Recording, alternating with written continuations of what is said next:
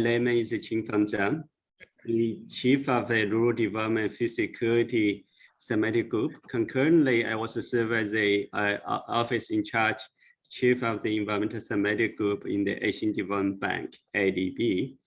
As the second phase of the COP15 on biodiversity going to be held in July in Kunming this year, we are gathering today to discuss how public development banks can support their post-2020 global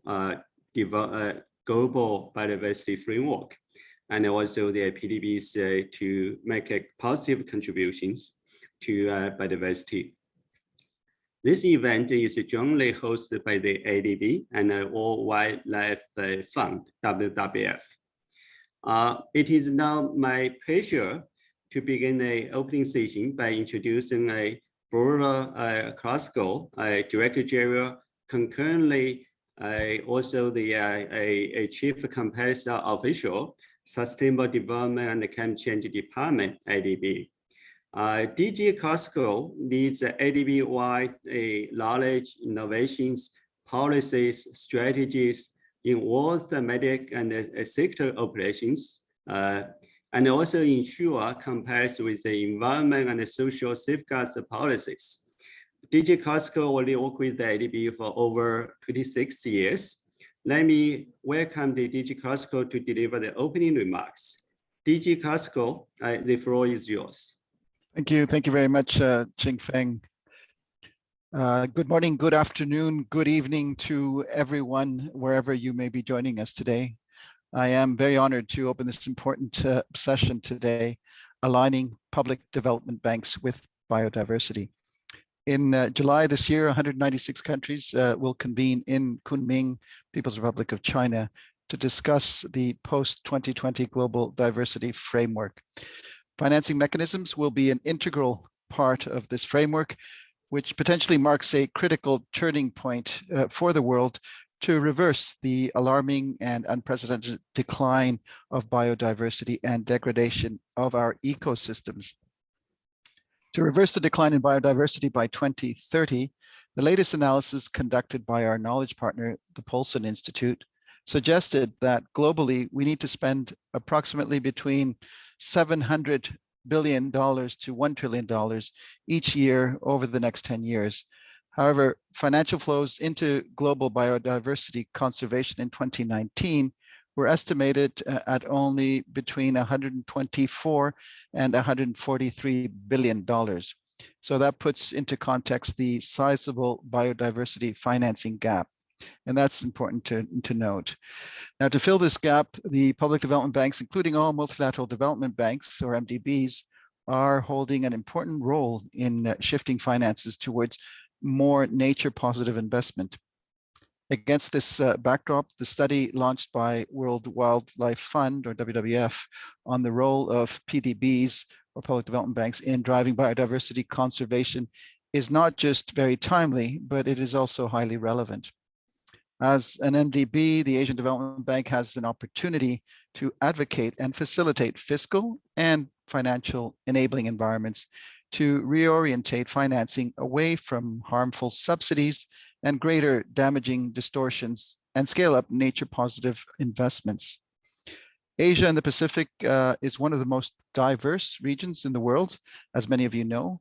It is home to 17 of the 36 global biodiversity hotspots, 7 of the 17 mega diverse countries, and the greatest marine diversity.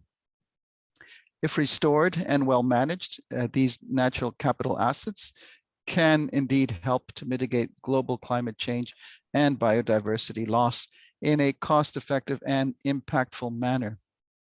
ADB is uniquely positioned to help accelerate nature-positive investment in Asia and the Pacific.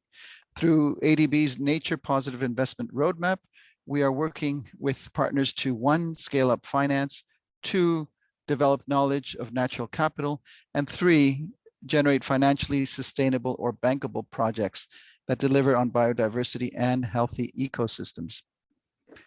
At the first phase of COP15 on biodiversity last October, ADB launched the potentially transformative and exciting Regional Flyway initiative. This encompasses 22 countries from the Arctic Circle to New Zealand and will preserve and expand 30 crucial wetlands along the largest migratory route in Asia, while also improving climate resilience in local communities and cities. At our concluded first Healthy Ocean Technology and Financing Forum that we hosted only last week, we were happy to report our strong progress supporting our commitment to $5 billion in nature positive investment over the period 2019 through to 2024 through ADB's Action Plan for Healthy Oceans and Sustainable Blue Economies, including the launch of our first Blue Bond. At the upcoming second phase of COP15 in Kunming this July, we, together with our development partners, will launch ADB's new Natural Capital Lab. This innovative lab is helping to identify and address key constraints to accounting for and valuing nature accurately. And we all know the importance of that. Mainstreaming the lab's shared methods would be a tremendous achievement, as it would ensure that policymakers, the private sector, and all stakeholders give natural capital equal weight to that of GDP, exports, government revenues, and other measures of national wealth accounting.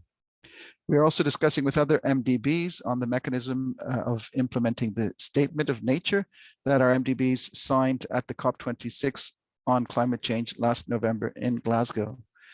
We all recognize the importance of nature climate alignments and agreed that there is no pathway to achieving 1.5 degrees or climate resilient development that does not take into account nature considerations. The implementation of the Post-2020 framework needs to involve all stakeholders from the public and the private sectors to succeed. Cross-sectoral solutions are also vital, and we are keen to continue to work with partners such as the WWF and also with other financial institutions to ensure that future economic success is not, of course, at the cost of the environment on which we depend.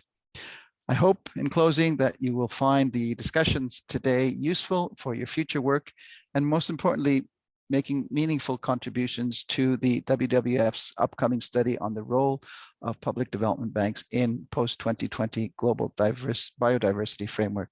Thank you so much. Thank you so much, DG Casco. Your message is very clear. As a part of the MDBs, ADB is ready to work with other MDBs in implementing the Statement of the Nature, which was signed at the COP26 Glasgow last November. And at the same time, you also highlight PDBs, including MDBs, are holding an important role in shifting their finance toward their more nature positive investment. That's the reason we are here to discuss about this important topic. Let me now introduce Monique Barbeau, President of WWF France. President Barbeau is a well-known global leader in biodiversity finance and global biodiversity governance. She was serving as a CEO and also the president for the Global Environmental Facility in 2006 to 2012. Most recently, she also served as the executive secretary of the United Nations Convention to combat desertification. She has recently commissioned a very important study on aligning public development banks for the biodiversity. Let's welcome President Barbeau to give us welcome remarks. President Barbeau, the floor is yours. Thank you very much, and good morning to all of you. I am very grateful to the Asia Development Bank to have taken this initiative to organize this event. I would like, first of all, to thank Bruno Carrasco for setting the stage. Indeed, this webinar allows WWF and the Biodiversity Consultancy to present the results of the study on how public development banks can align with the post-2020 2020 Global Biodiversity Framework, and therefore play an important role towards the implementation of an ambitious agreement to be adopted at COP15. On my side, three main messages. Globally, and according to recent analysis from the Climate Policy Initiative covering 2019-2020 public development banks, domestic, bilateral, and multilateral, already invest more than $200 billion every year for climate, including emission reduction and adaptation. If all the public development bank were to allocate 30% of their climate finance to investments with co-benefits on biodiversity, in particularly by supporting nature-based solution, this could mean an overall commitment of over 66 billion per year for nature-based solution. And actually banks such as the French aid agency AFD or IFAD have already taken this commitment, and I will urge ADB to look at the possibility of taking such a commitment. Second, the Public Development Bank can also support government and national budget to support transition initiative. I will take an example which is actually a failure to explain that point. In Sri Lanka, for example, they have tried to go 100% for organic farming, and actually they just announced that they were dropping that commitment, and the analysis of why this has happened is interesting to see what the development bank can do. Actually, at the beginning of the pandemic, the economy was badly hit in Sri Lanka, and of course there were no more money left to import agricultural goods to compensate the yield gaps between organic and conventional farming and support the farmers' income. It shows the need of real systemic change when such commitments are taken, and the support of Public Development Bank to facilitate the transition period by supporting farmers who face lower yield and then lower income could help. And this is a second thing where a Public Development Bank should put their energy and their finance. Third, the Public Development Bank can support the private sector to invest in biodiversity. For example, WWF launched with a certain number of insurance companies what we call the TNFD, the Task Force on Natural Finance Disclosure. And this normally should help develop and apply harmonized definitions and reporting guidelines for biodiversity finance, mainstreaming with all the banks. And this subject can help raise the public awareness and help support government which take initiative to make public financial disclosure on nature finance open to the global public. We, of course, in WWF stand ready to intervene with the public development banks to support the definition and the implementations of tools for biodiversity mainstreaming with all the banks. And this is actually the subject of the study that we are presenting today and that will be object to the discussion. But let me just give you a few examples of what we mean by that. For example, the WWF US launched that Coral Triangle initiative that you must be familiar with because it was meant jointly with ADB starting in 2007. And this Coral Triangle initiative has created a regional platform to bring the 6 countries, which are the main countries concerned by this initiative. And in 2009, actually, we already committed $300 million into that program. And by 2012, already half of that money was invested.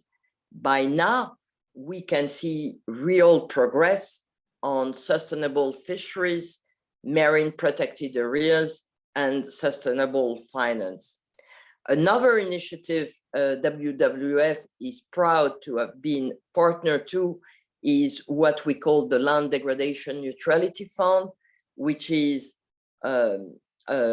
actually combining public money for the de-risking and private investors which agree to invest in degraded land and put it back to production. The pipeline of this fund is now full. It is up to $300 million. The first closing of that fund was $100 million, which shows the need to start a second LDN fund and the appetite of project holders for such initiative.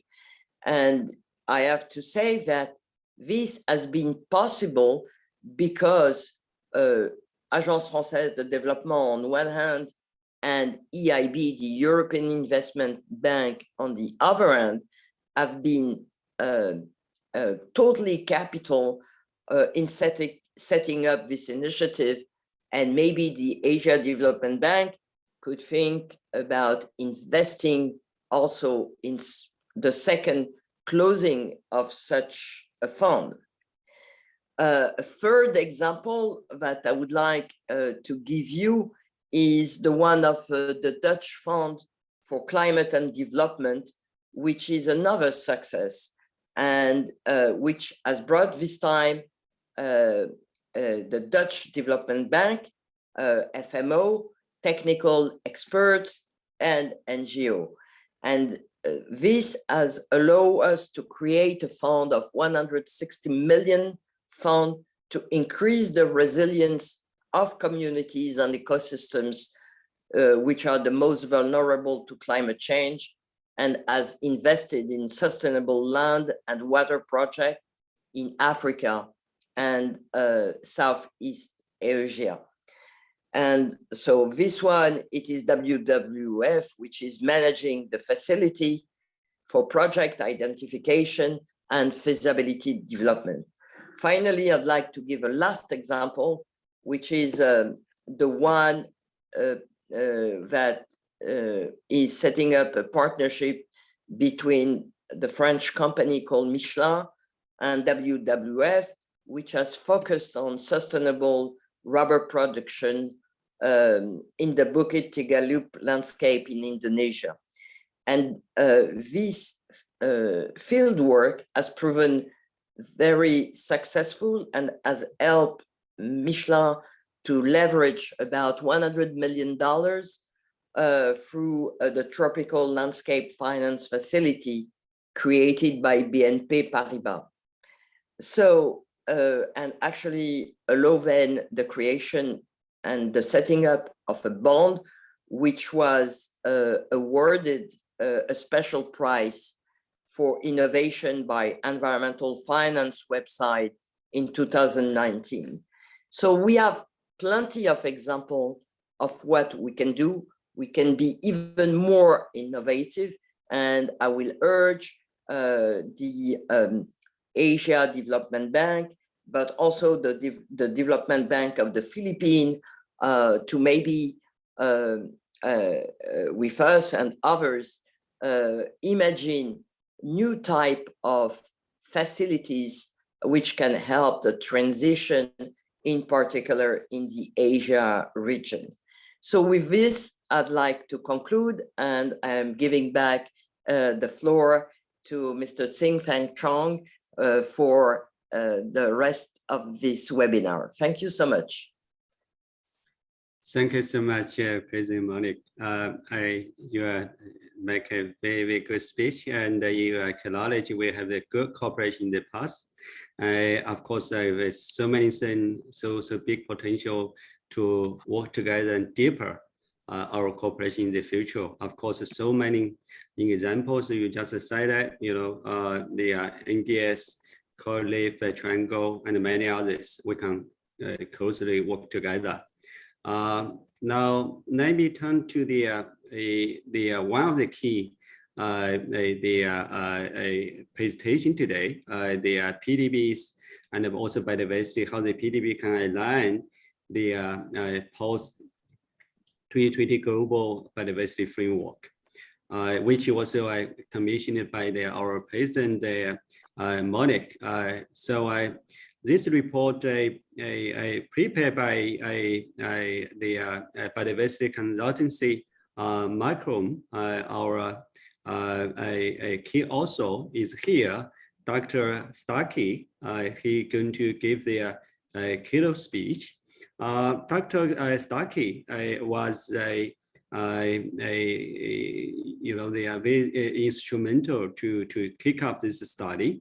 And he launched this consultancy in UK. Basically, this consultancy is supporting private sector plans to integrate nature into their strategic decision making. And of course, this type of experience is also very critical for this public and private sectors cooperation as well. So, Dr. Starkey, the floor is yours. You have 10 to 12 minutes. Thank you very much, Xingfeng, for the introduction, and thanks very much to ADB for the opportunity to talk, and to Bruno and Monique for those very insightful framing comments. So as Xingfeng says, my name is Malcolm Starkey. I'm the Chief Technical Officer at the Biodiversity Consultancy. I'm talking to you this morning from our offices in Cambridge in the UK. And I was honored last year to be able to be part of the team working with WWF and other partners like the Conservation Finance Alliance to implement this study. So I'll go very quickly over the context and objectives of the study, provide some of the highlights, and then go into sort of the recommendations to inform the discussion that we'll have later. So the context, as Bruno and Monique highlighted, is that we are working towards moving towards a new global deal for nature, which is likely to be very much more ambitious and challenging than previous ones. And there is a huge expectation and a possibility for public development banks to be champions of that deal, using their leverage and finance and the public policy mandate in support of implementing that. So the aims of the study were twofold. First of all, to sort of take stock, to look and see what is currently happening with PDBs in terms of integrating nature into business processes and models. And going forward, thinking about what are the recommendations, what are the ways, the opportunities for improving this. And all the way through, we split it into two pillars. The first being greening finance. So that's about reducing harm and mainstreaming biodiversity into existing financing and lending. And then financing green, which is about developing streams of investments which are specifically intended to be positive for nature. It's important to highlight that the study, it was designed to be a positive stock take and looking forward to opportunities. It wasn't a measurement of banks' impact or anything like that. So in terms of the process, we very much looked at, first of all, sort of cataloging and mapping the landscape of public development banks, and then using a mixture of documentary evidence and interviews with staff and subject matter experts from PDBs to understand what's currently going on. The real sort of experience of in trying to implement biodiversity safeguards and nature positive investments.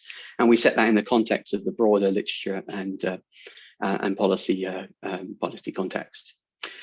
So I'll go through just some of the sort of headline findings.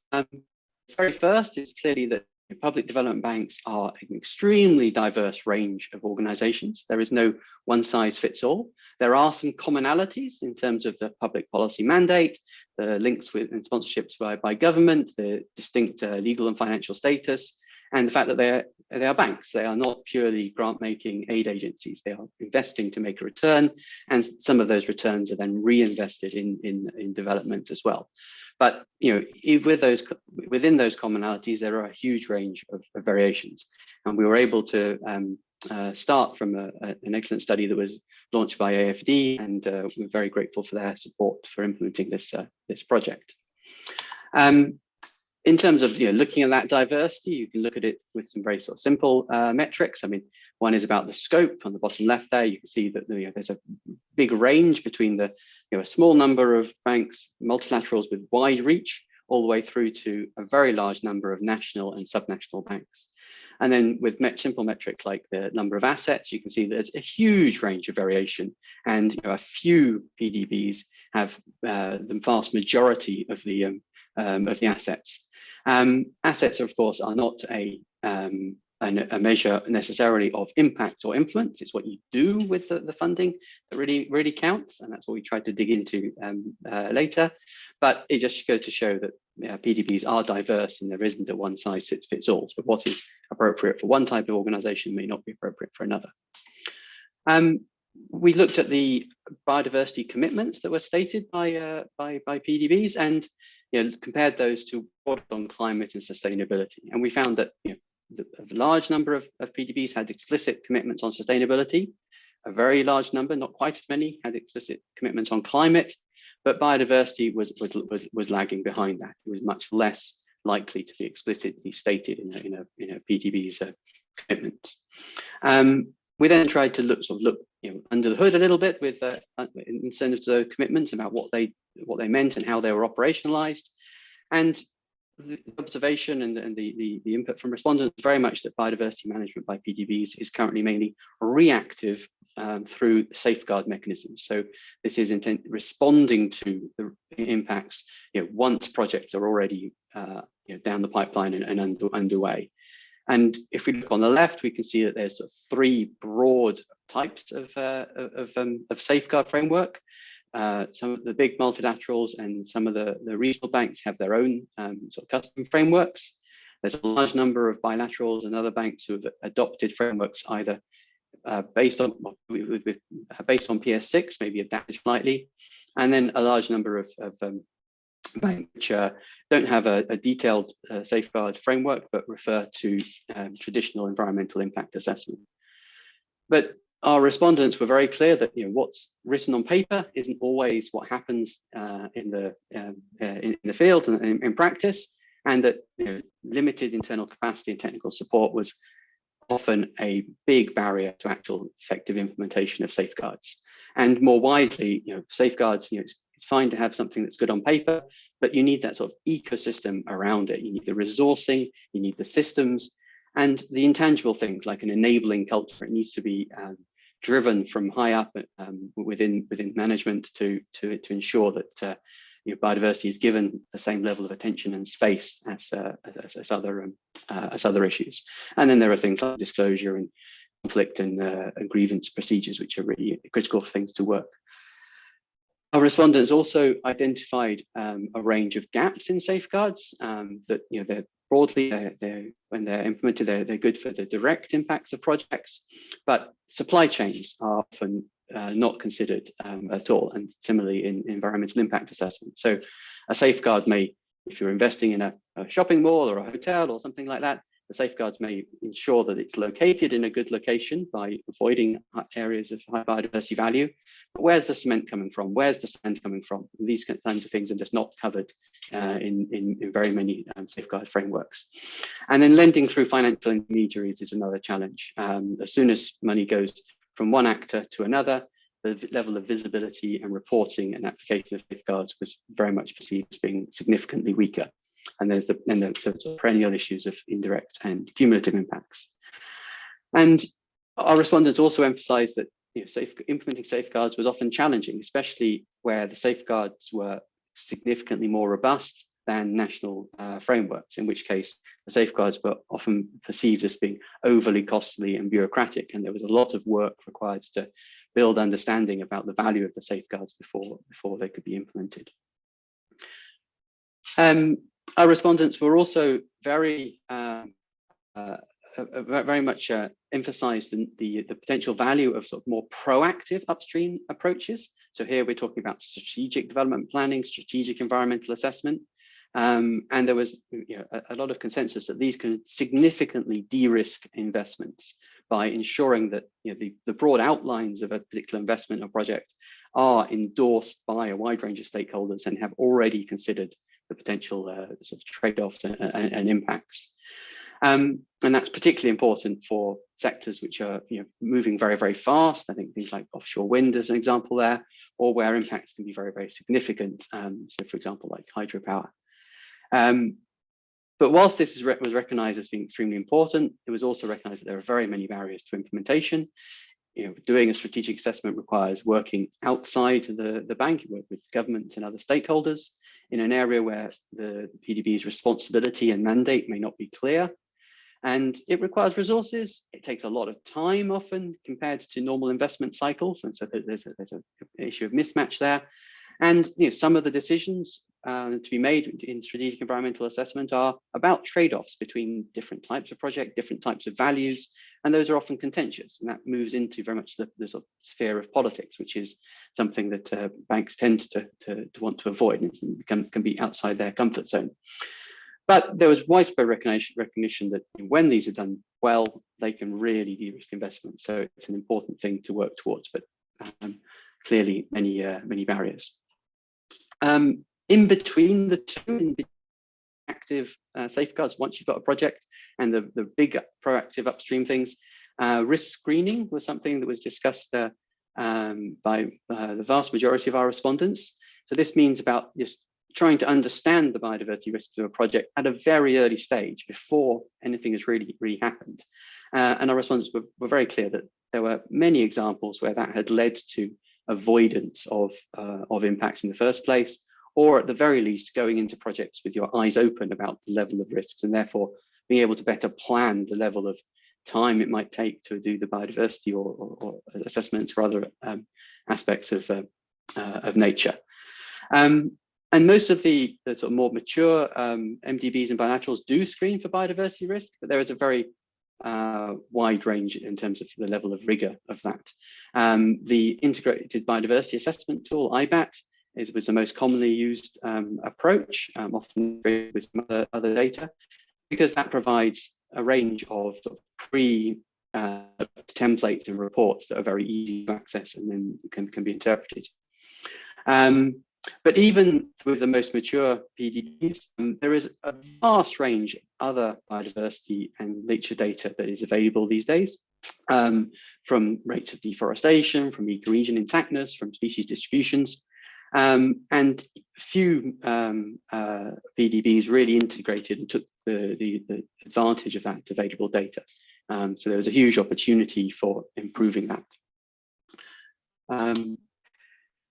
In terms, we heard a lot in the keynote in the introductions about climate mainstreaming and so on, and so clearly that is something which is really a priority for the PDBs, and there's a lot of effort going into mainstreaming climate, but that is sucking up a huge amount of bandwidth, and so biodiversity is somewhat lagging that.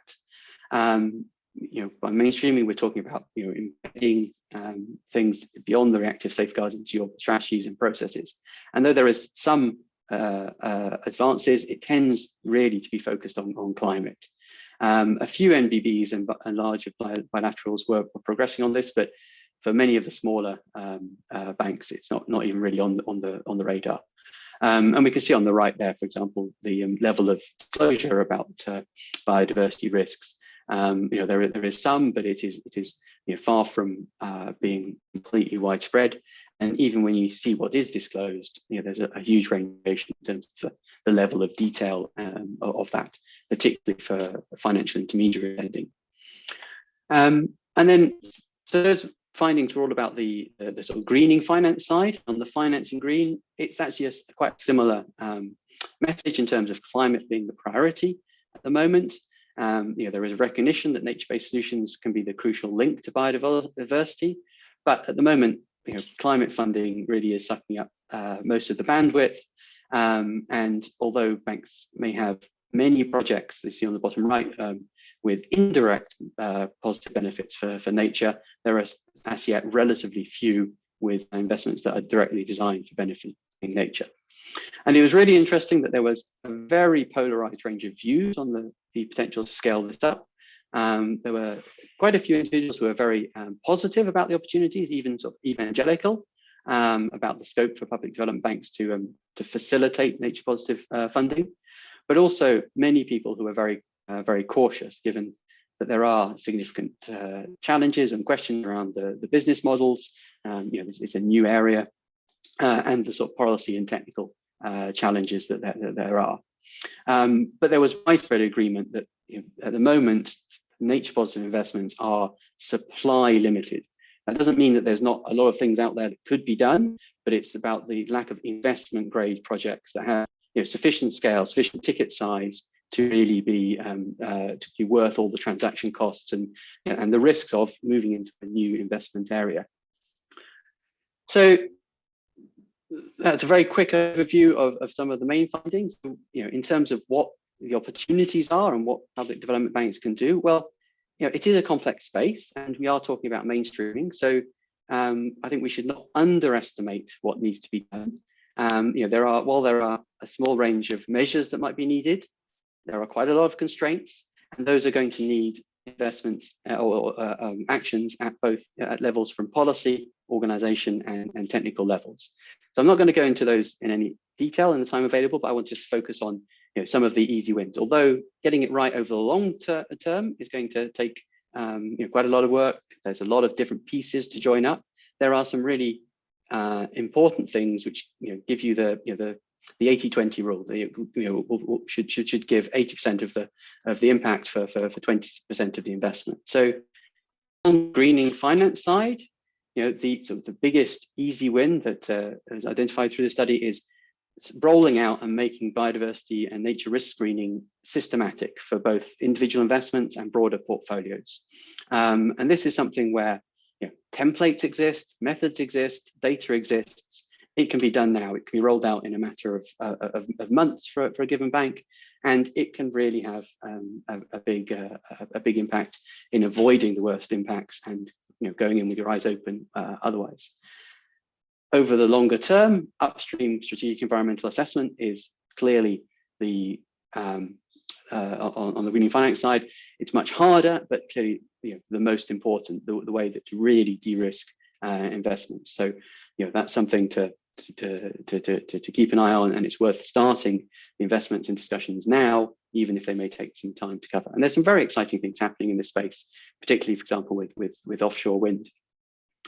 And then on the nature positive on nature positive investment side, financing green, as we heard, there's already a lot of investment going into climate friendly investments, and that's taking up a lot of the bandwidth. So the easy win, the low hanging fruit, as it were, is very much about incorporating biodiversity targets and KPIs in those investments. And even if a portion of those start to have explicit biodiversity objectives as well, they will be very that will make a big change. And going forward, it's about building the market. We need to recognize that this is a new space.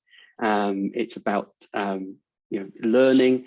Banks have a huge opportunity to send the market signal by setting targets, to develop standards to enable project developers to understand what is an investable project, and then to empower the aggregators and the middlemen to really deliver the projects at scale. So to bring together multiple small projects into an investable packages. So that's a very quick run through. Thank you very much, and I'm looking forward to any feedback and questions. Thank you so much, Dr. Starkey. Very insightful. I think you highlight we of course already make a lot of effort to greening the finance, but in the future, of course, a big potential to financing green and also the natural. That is very clear.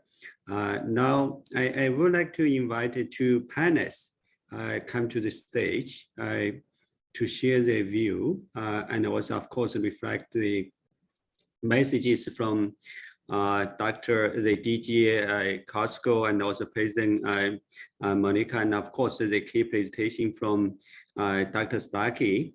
The first panelist is a Rolly Cruiser. I call him Rolly. Rolly is a vice president and also head of the program development and management and the development bank of the Philippines. Rolly is also certified green finance specialist with more than 27 years of experiences, and also there are 70 years of experiences with the development banking already. He will join us to discuss about the how the National Development Bank can financing the green, Ronnie. And another panelist is my colleague from the Environmental Summit Group, Catherine. Catherine is a principal environmental specialist. She is now responsible for developing blue and also green finance framework for our ADB work. And she also deeply involved the preparation of the signing of Statement on Nature by the MDBs last November. So now I would like to start the first question to Lolly. Since Monica was mentioning about your bank, how do you see the law of and also the responsibility of the Development Bank of the Philippines? You make sure you does no harm to biodiversity. I think this is a question about how you can greening finance in one of your projects about this biodiversity loss. Start with you, Lolly. You have 3 or 4 minutes. Yeah, and thank you, Kim Feng. Good afternoon here in the Philippines to all the audience in the virtual forum. Please allow me to provide the Philippine context. We have our Department of Environment and Natural Resources that ensures the environmental compliances. So projects are screened, assessed, and categorized in terms of environmental risks, as well as the mitigating measures to address potential impact of the project to the environment, which includes biodiversity considerations. Further, the Department of Environment and Natural Resources requires monitoring and reporting of projects wherein the frequency of report submission will depend on the project environmental risk category. Though not perfect in implementation, the laws, rules, and regulations, policies, and processes in place help a lot in ensuring that projects will do no harm to biodiversity.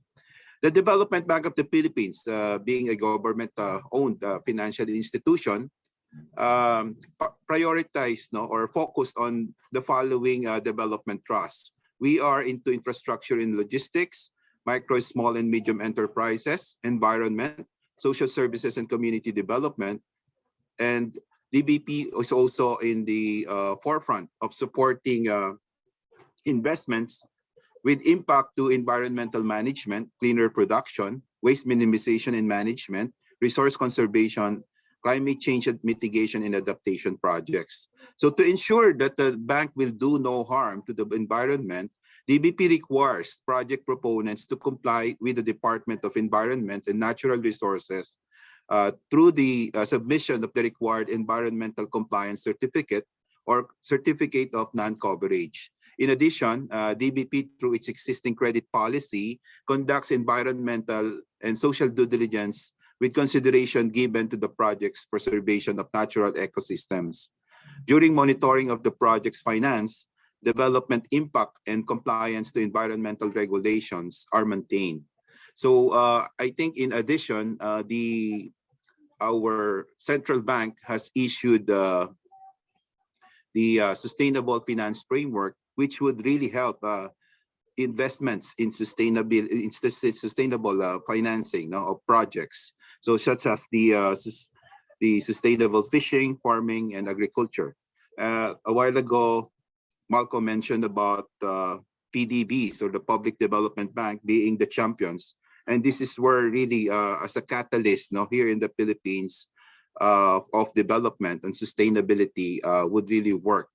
So with the issuance of the Sustainable Finance Framework by our central bank, it will no longer just be DBP, or the government financial institution here in the Philippines, that will be involved in sustainable financing. So because number one, the Sustainable Finance Framework requires or instructs all banks to comply with Sustainable Finance Framework and to embed sustainability principles, including environmental and social risk areas, in the corporate governance framework, risk management systems, and strategic objectives. So this, in a way, will influence investment direction towards nature positive projects. So thank you, King Feng. Back to you.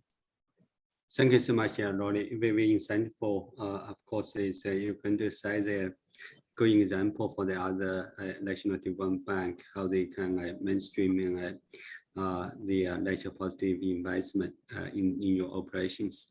So now let me turn to Catherine. Catherine, since you're working like the green and the blue finance for some time already, can you expand a little bit how the like MDBs, how we can mainstream the biodiversity financing? Of course, you can take IDB as an example to share with the audiences. You have the 3 to 4 minutes. Thank you, Ching Feng. So as Nolly mentioned, one of the things is building consensus around the criteria for nature positive. And that was the reason that the MDBs came together to develop a joint statement to respond to the biodiversity risk, which has been steadily moving up the World Economic Forum's global risk report. I think it's now identified this year as the 3rd risk after climate action failure and extreme weather. So firstly, in the MDB statement, MDBs committed to setting out an institutional strategic approach to tackle the drivers of nature loss by fostering and making nature positive investments. And as Malcolm mentioned, this is moving on from a safeguard policy that looks at no net loss to developing pipelines of projects that look at both conservation, but also the drivers and of degradation of nature. And so we're taking that further we already have, a commitment in ADB's 2030 strategy to environmental sustainability, but are taking that in further detail with a nature positive investment roadmap. Secondly, the MDB is committed to fostering national and regional level synergies and encouraging government clients and the private sector to invest in nature. And this is where MDBs are well placed to play that role. And ADB will be doing that through country strategies and support for appropriate policies and investment frameworks. And here I'd just like to mention the ocean finance framework that we have developed, which has guided or guides investments across the bank in terms of where they can contribute to ocean health, and then has informed the issuance of our first blue bond last year that DG Bruno mentioned. Then thirdly, the MDB is committed to supporting efforts to value nature better. And this is critical that we begin to change the way that we value nature, that we see it as underpinning our gross domestic product and changing and see it as an asset. And this is where already mentioned ADB is establishing a natural capital lab, which will help to integrate nature positive solutions into our project design and share methods for valuing biodiversity and ecosystems and supporting regulatory reform. And then finally, the MDB is committed to reporting and tracking on nature positive investments. And this is where increasing transparency is important. And so we're working together to build consensus around the choice of metrics for nature positive investments, building upon the MDB climate finance tracking methodology. And we anticipate sharing joint progress on this at the upcoming CBD meeting. Thank you, Ching-Feng. Yes, thank you so much, Catherine. It's very useful. I think given the time constraints, probably I just want to ask one last question to each of you before we move to the floor. So I think the question from one of the observations from Starkey is the climate financing now is in one of the PDBs quite advanced, and then the biodiversity financing is a little bit behind. Now, when we're talking about the aligned financial flow, what are your observations?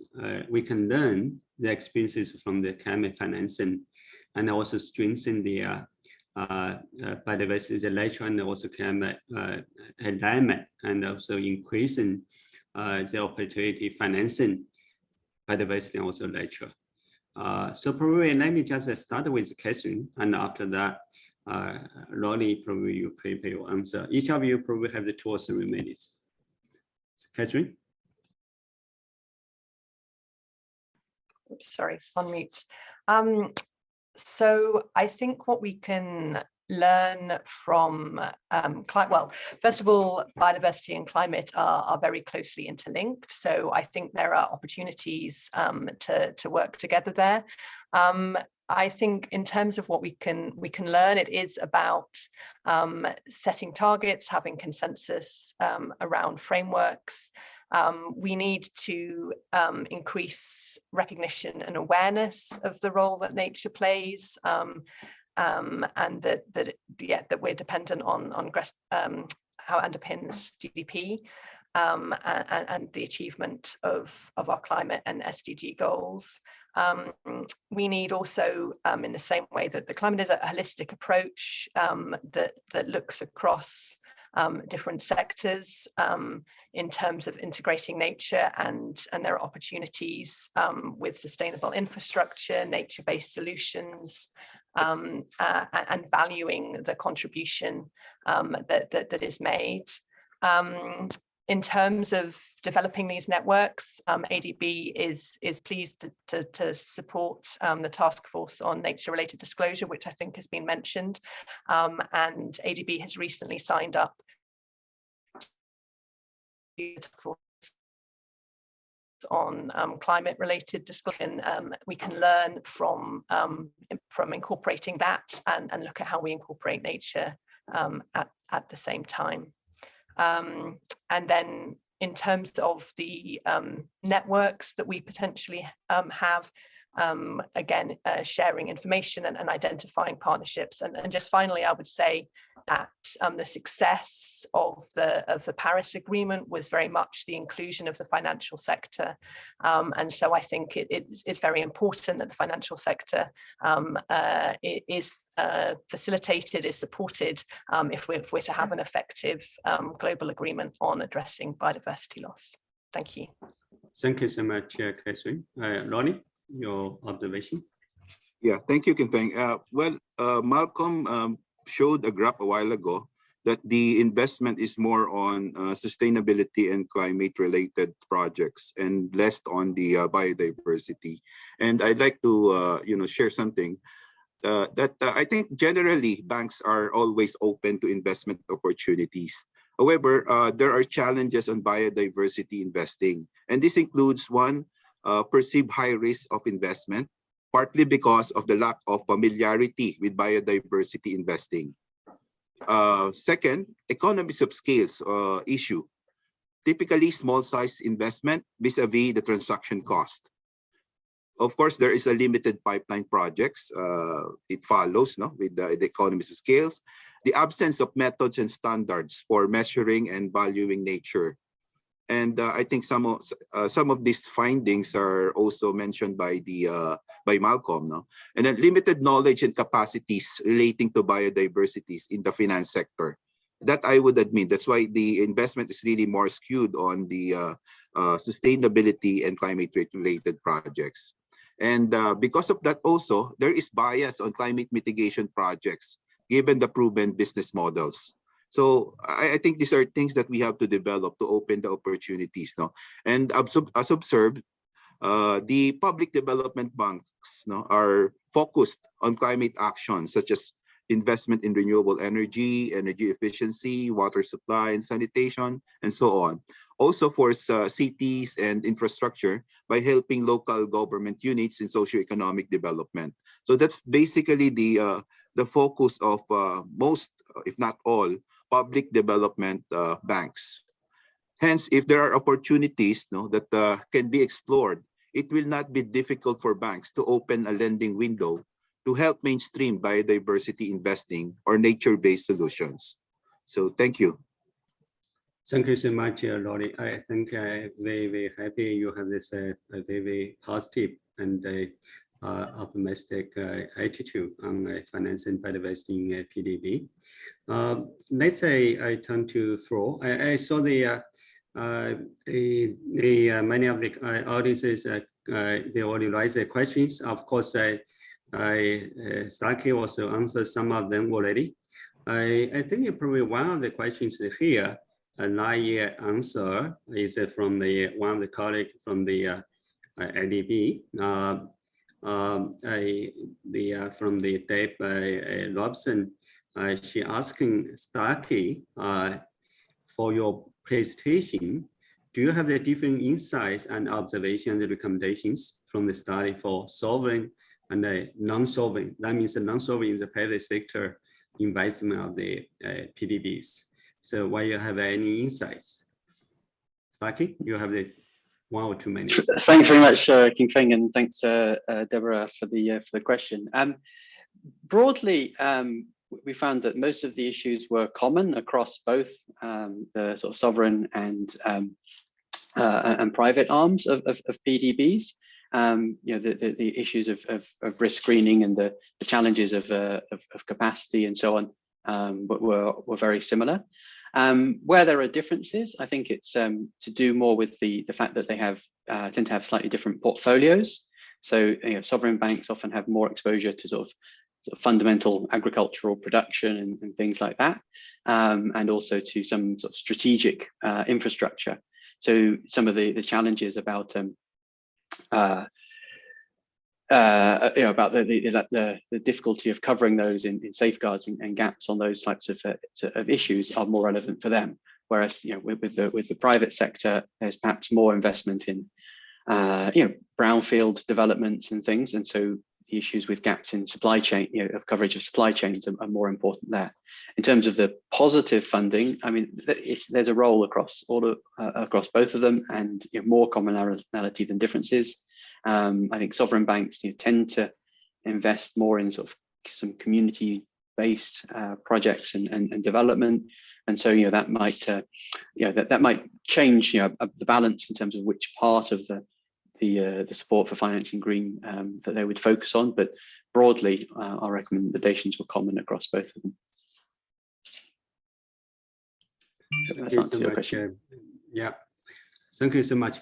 Probably one last question, of course, is a question you can quickly to take. This is from Flo. How can the FIs engage with the ADB's natural capital lab? Were you having any insights? So you're probably better placed to answer this, Ching Feng, but we are working with other financial institutions to share our approach. So yeah, please just contact us if you're interested. Yeah, I actually probably quickly supplement by answering these questions. For the ADB's natural capital lab is a sort of engage the other NDB as well. We are closely coordinated with the Inter-American Bank. They have started the natural capital lab for some time ago, and of course we also compare the notes with the World Bank as well. Now we are engaging the European Investment Bank as well. So for future, we welcome the participation of FD, IFAD, and many others. Actually, IFAD and the ADB has a retreat last year. We are discuss about the work together on the natural capital lab already. So I think it's a great opportunity for us to work together for the natural capital lab. I am aware we are a little bit over time. Probably I take 1 minute quickly to summarize as a key key message or my observations about the discussions today.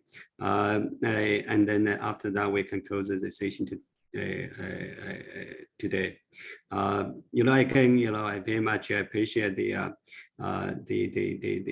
key presentation, keynote presentation by the Dr. Starkey. Number one is, of course, is a climate financing commitment. We're very critical for the success of concluding the Paris climate agreement. And then for the post-2020 global biodiversity framework, only being successful is the party need to also committed to mobilize the financial sector for this important convention as well. So financial mechanism, very, very critical. So that's the reason today the session align the public financing, public development banks financing for biodiversity is so essential.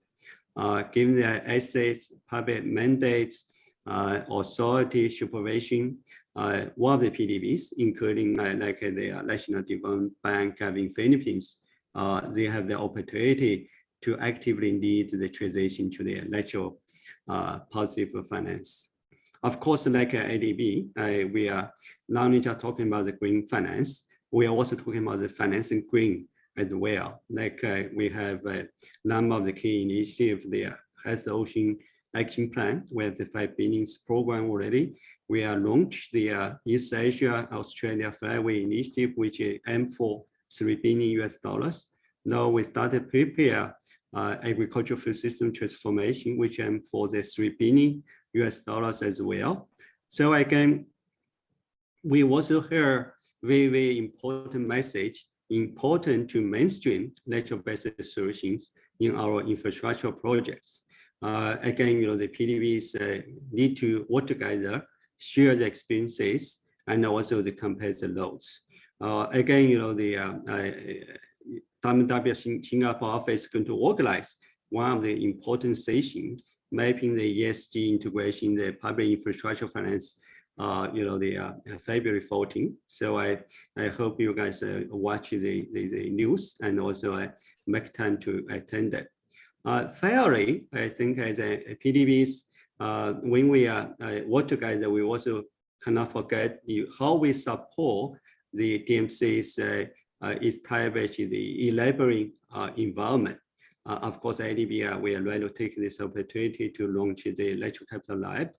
Of course, the government itself can also play a very important role creating an ecosystem for the business and also the financial sector by setting, for example, conditions, incentives, and also they introduce they encourage the private sectors in natural positive investment projects as well. Again, one of the financial institutions need to work together and also to find the solutions and practices for this very ambitious and also transformative agenda for the biodiversity conservation. So with that, I want to take this opportunity to thank DG Costco, President Barbo, and Dr. Starkey, Lonnie, and Catherine for your insights, presentations, and also contributions. I believe one of our audiences, I say they are from beginning, we have over 250 audiences from ADB, WW, and also one of the other PDBs attended this session. They will benefit a lot from your discussions today. We look forward our investment nature with the adoption of the new global biodiversity framework and the conclusion of the COP15 agreement in July this year. With that, thank you so much. And I definitely we're going to organize different sessions to continue this dialogue. And you guys stay safe and all the best. So with that, I just announce the conclusion of this discussion. Bye-bye. Thank you so much. Bye-bye. Bye-bye. Thank you very much. Everyone. Bye. Thank you, everyone. Thank you.